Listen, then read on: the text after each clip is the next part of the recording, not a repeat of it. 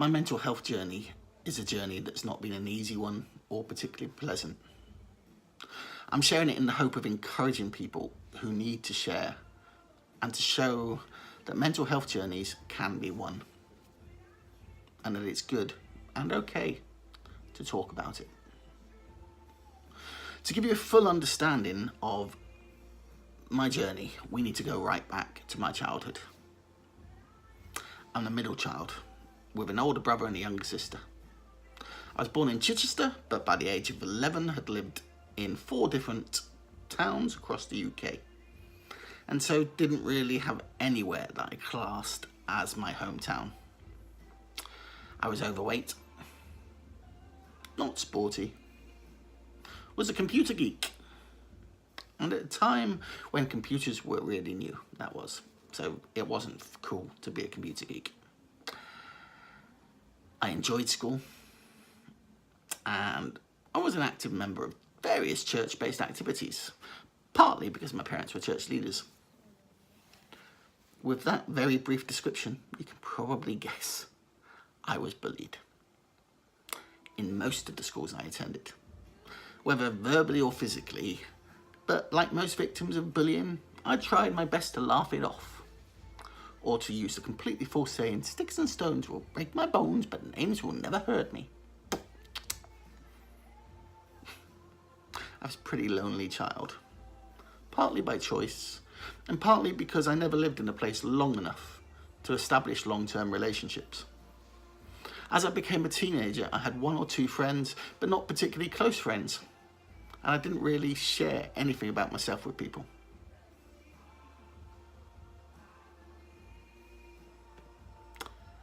Because I believed that if people got to know me, they wouldn't like me. So it was better to pretend to be someone else that they liked, rather than risk the truth. Gradually, I did start to be a bit more confident. I was into music and started forming friendships with other people who were into music. Not the cool music, more like classical brass band or choir related stuff. I got more involved in Christian youth groups too, and a few more friends from other churches, including Andy, who I considered to be my best friend, mainly because he was one of the cool kids. He drove a nice car, he was popular and confident, but he still chose to be my friend, which, if I'm honest, shocked me. In school, I was intelligent, and I knew it. I did the least amount of work possible because I knew I could pass without any problems, and also because I believed intelligent kids didn't have mates, and I didn't want to lose the few friends I had. This frustrated my teachers and my parents, but I wasn't particularly bothered.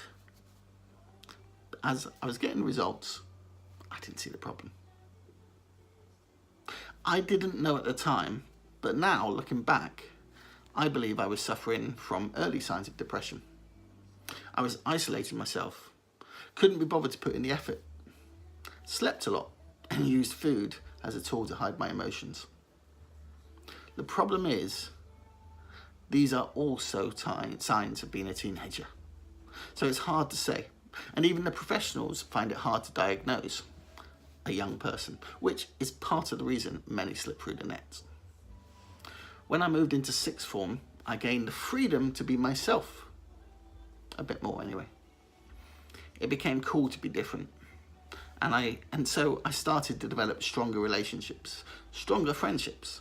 I got a job and was beginning to work out exactly who I am.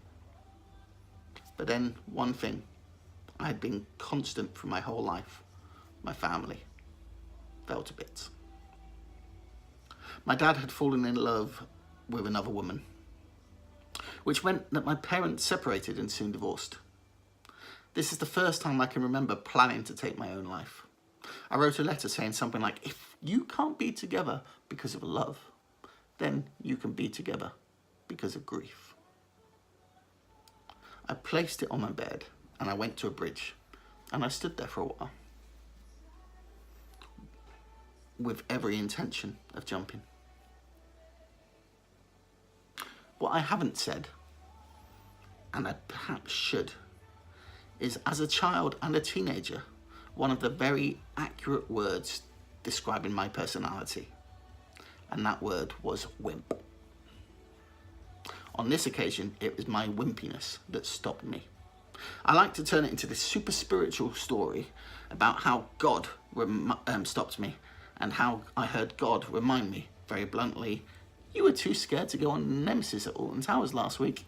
Do you really think you're brave enough to jump off this bridge?" And I do believe God was involved. Mainly because I ended up going to my youth worker's house, knocking on the door, bursting into tears, telling them exactly what I had done and why, and ended up being prayed for and getting support from people I trusted and from God, which then enabled me for the next few years to support my family through what was a very painful period. Did I handle my own emotions well after that? Not at all. Whilst I had people who were supporting me, I was not a talker. And so I would not tell anyone how I was feeling, what I was thinking, etc. I concentrated on supporting others as my tool for getting through the pain. I just pushed anything that hurt me to the back of my mind, ensuring it wouldn't hurt me anymore.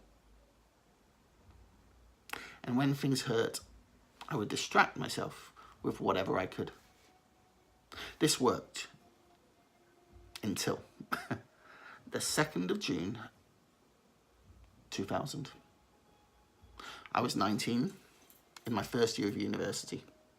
I was on placement in Northern Ireland when I got a phone call which left me on the floor, alone in the house that I was staying, in tears. Andy, my best friend from home, had died in a car crash. I don't remember anything else about that week. I remember not knowing what to do. I couldn't stop crying, and I had to fly home for the funeral. It's funny when you look back, the things that you remember. At the time, they probably seemed really small. But I remember the funeral being amazing. Hundreds of young people crammed into the church, brilliant music, and it was weirdly enjoyable. I remember breaking down and just holding on to my mum's hand as the coffin disappeared out of the side at the end of the funeral. In that moment, I knew he was gone. I remember hundreds of us walking down behind the hearse, from the church to the burial, bringing the town to a standstill. And I remember dropping my wallet and some kid running up and giving it back to me. But that's about it. The rest is a blur. I returned to Northern Ireland to continue my student placement, and then on the 3rd of July, exactly a month after Andy's death, I was on the bus on the way to work at about 9 a.m. in the morning, and my dad rang my mobile, which was very weird at that time of day. And that's when I was informed that my cousin, Douglas, had committed suicide the night before. I should say at this point, because of moving around so much, I can't pretend I was close to Douglas or knew him that well. He was 4 years younger than me, lived quite a distance away, and probably only saw him and his family at weddings and the odd family party. But coming so close to Andy's death, I couldn't cope. I didn't go to the funeral. I made an excuse at the time, saying that I couldn't afford to because of the money that I spent on Andy's funeral, and that my placement wouldn't let me because I needed to finish my placement. But in reality, I couldn't take any more, and I secretly wished I was the person who had died. About a week or two later, I ended up finishing my placement early. agreeing with my supervisor that I'd passed and I had a holiday. And then I returned to the university for my second year. But something had changed. I didn't know what. The only way I can explain how I felt is the word nothing. I felt nothing. I didn't want to do anything, see anyone. I didn't feel happy, sad, or anything. I just felt full of nothingness. There was nothing there. There was nothing there. Just nothing. Other people had noticed and were asking, "Are you okay?" But I would just say, "Yeah, I'm fine," and I'd forget about it. I now know that every emotion that I had pushed to the back of my head and the back of my mind for the last 4 years or 5 years had reached a point where my head just exploded. Divorce, death, bullying, loneliness, everything. My mind and my body could not take any more. And that meant every part of my personality changed. At that time, however, I honestly did not know why I felt like I did. When people asked, "What's wrong?" the honest answer was, "I don't know. Nothing. I'm fine." As I didn't know why I felt like I did. When people would tell me to snap out of it and or sort yourself out, I would tell myself the same thing. And I'd get worse because I couldn't. I could not explain anything to anyone because I couldn't explain it to myself.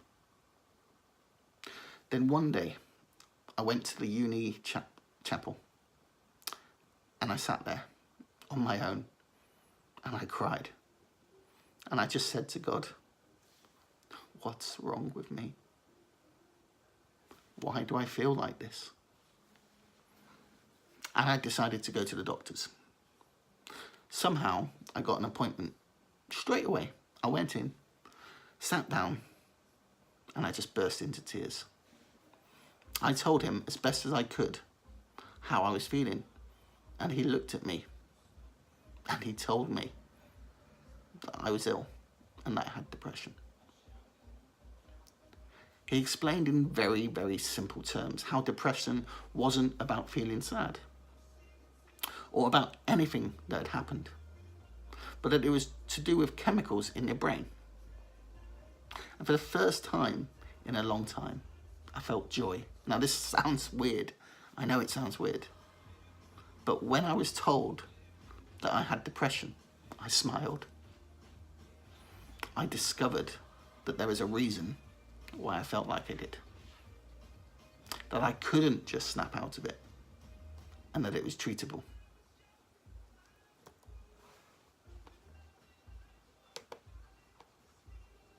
I left the doctors and I went around telling my friends, my family, the uni chaplain, and anyone else I knew, "I am depressed. I'm depressed. I've got a mental health issue. Yay!" I wanted them to know something was actually wrong and I wasn't making it up. After that initial joy, I tried to get back to normal. I started taking antidepressants, went to lectures, did my coursework, as much as I could, and I even socialised. And then 2 weeks before the Christmas holiday,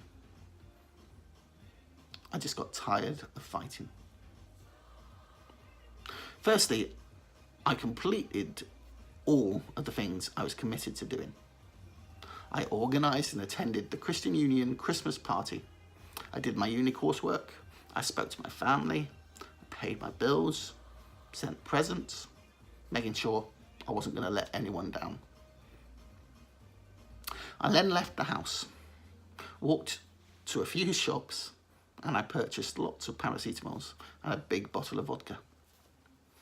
I walked to the Catholic cathedral and I sat there and I just kept eating the tablets and drinking the vodka. That was going to be the end of me. I've been asked many times, why did you go to the cathedral? And it might seem really strange to hear, but I went there because I believed in God.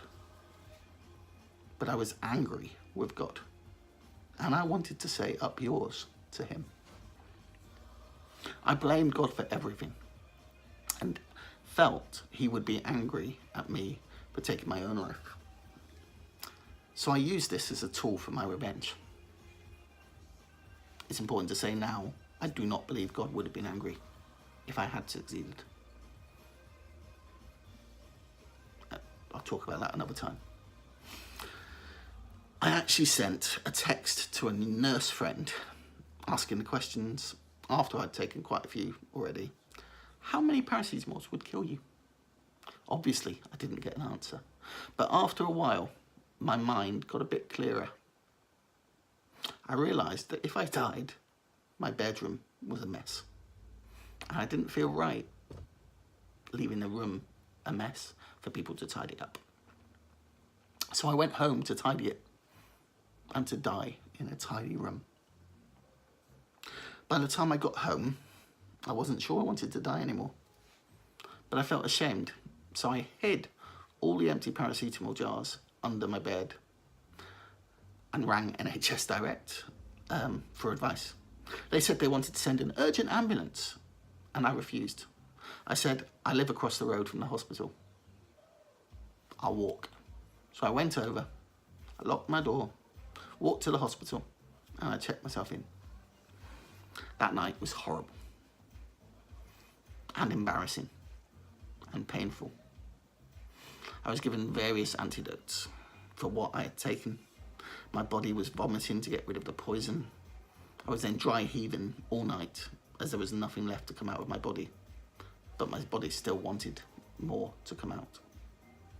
I remember hearing an old man the next day tell the visitors he'd got no sleep due to me keeping him awake.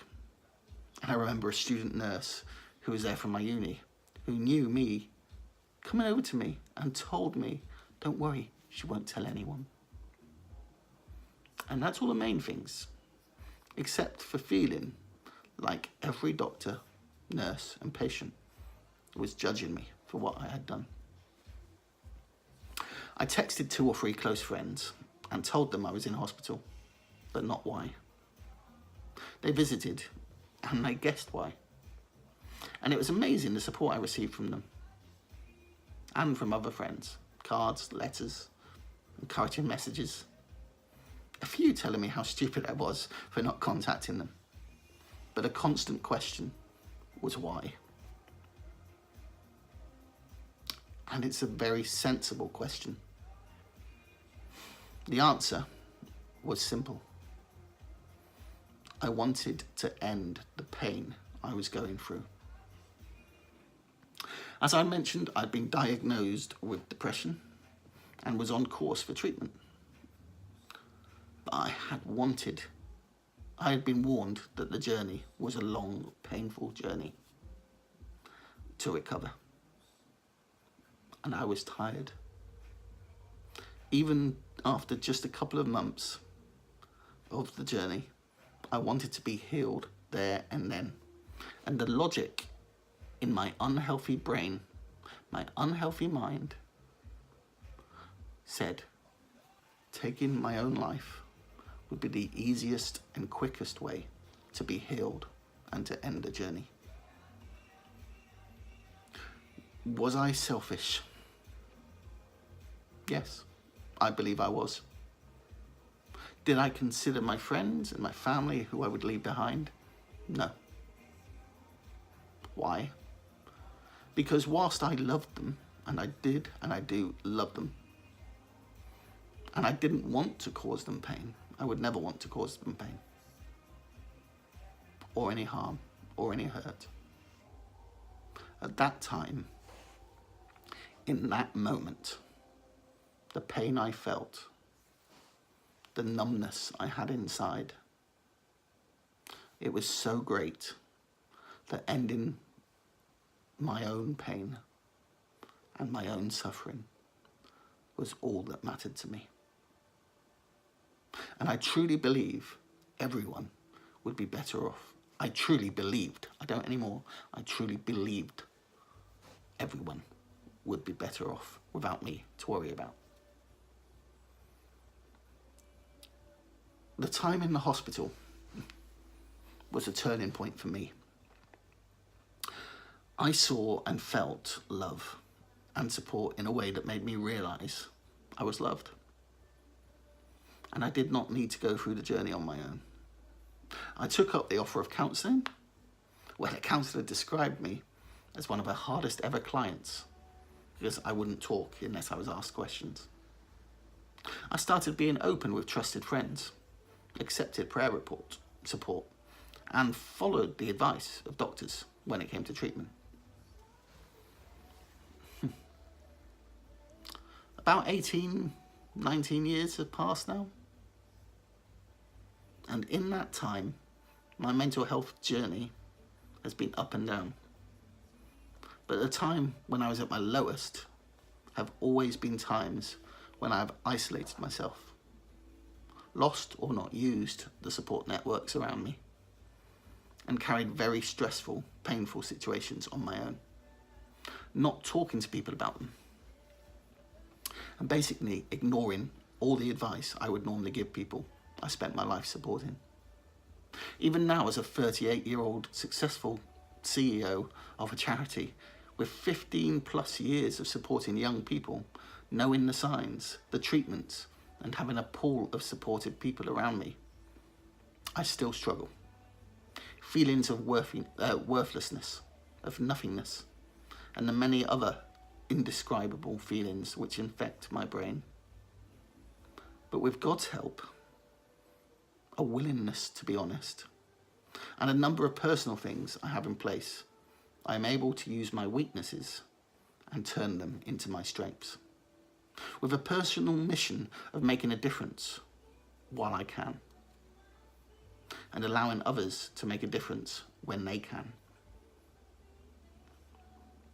Through all this journey, the main learning points for me, and the reason I'm sharing this with you,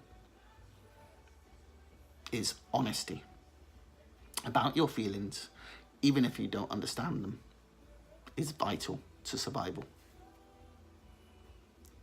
Support networks and friendships are there to be used. Use them. When you don't feel like you have friends and you feel lonely, look around you and see what you can find. Look out for yourself and each other, and allow others to look out for you. Don't suffer in silence. Don't bottle up your emotions. If you do, they will eventually overflow. Use the tools that exist to relieve stress. There's lots of them. Trust and depend on God. If all else fails, if all of that stuff doesn't help, look for people who will listen. The Samaritans have saved my life many times, but there are lots of places that are not counselling, but are an opportunity to be listened to. Thanks for listening and watching this video. I hope it makes a difference to you and to your understanding of your own journey or the journey of someone you love. Feel free to share. And if you want to ask questions, that's okay too. I own this story. I own my journey. I own this mental health story. Which means depression and mental health does not own me.